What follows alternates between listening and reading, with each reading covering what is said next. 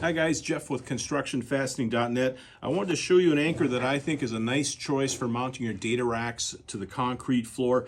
That's the Simpson Titen HD anchor.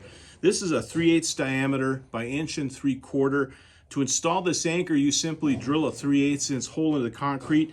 You'll want to over drill it by 1/4 inch. I prefer maybe a 1/2 inch so you have a place for the dust to go. The directions recommend to blow the hole too. I know most guys aren't doing that. They're just drilling it and driving it in. You'll probably need an impact or a ratchet to kick it in there. It's a 9/16 hex head. And FYI, your flange on here is just about 3/4 of an inch. So that should cover your mounting holes. If not, you could throw a washer on there as well. If you want something with a little more bite than the 1 3/4, we do have them in 2.5 inch length as well. Again, why I prefer these over like a drop-in or a wedge anchor. A drop-in, you're going to drill a 1/2 inch hole. You're going to have to set the anchor.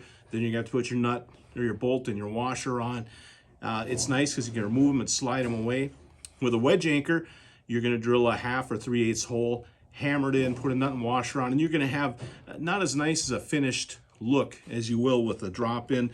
Well, the Titen, again, you got that nice finished look, one piece.